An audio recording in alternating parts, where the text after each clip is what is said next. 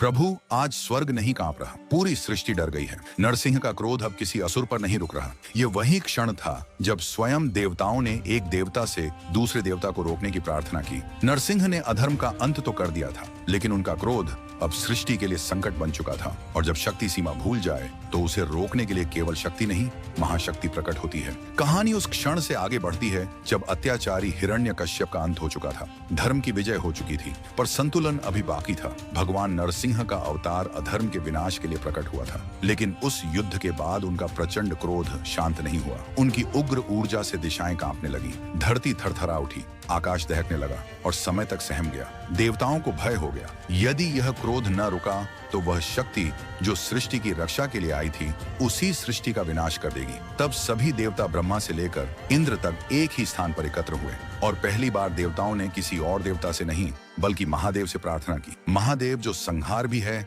और शांति भी। महादेव ने पहले अपने गणों को भेजा, पर नरसिंह की उग्र चेतना किसी के वश में न आई। तब महादेव समझ गए, यह युद्ध नहीं, यह संतुलन की पुकार है। आकाश में गूंज उठी एक दिव्य गर्जना और उसी क्षण प्रकट हुआ महादेव का अद्भुत शरभ स्वरूप। 8 पैरों वाला विशाल पंखों से युक्त सिंह का मुख और असंख्य भुजाओं से सुसज्जित एक ऐसा रूप जो शक्ति और चेतना का संगम था। शरभ ने नरसिंह पर आक्रमण नहीं किया, वह युद्ध नहीं था, वह नियंत्रण था। एक ही क्षण में शरभ ने नरसिंह को अपने पंखों में समेट लिया, जैसे माँ उग्र होते बालक को हृदय से लगा ले। धीरे धीरे नरसिंह का क्रोध शांत होने लगा। उन्हें एहसास हुआ उनके सामने कोई शत्रु नहीं, स्वयं महादेव खड़े हैं। क्षण भर में क्रोध ने समर्पण किया और शक्ति ने मर्यादा को स्वीकार किया। यही है शरभ अवतार का रहस्य। जब शक्ति दिशा भूल जाए तो उसे रोकने के लिए शक्ति नहीं, करुणा से युक्त महाशक्ति प्रकट होती है। इसलिए महादेव केवल विनाशक नहीं, वह सृष्टि का संतुलन है। यदि यह कथा आपके भीतर भी श्रद्धा जगाती है तो हृदय से लिखिए हर हर महादेव।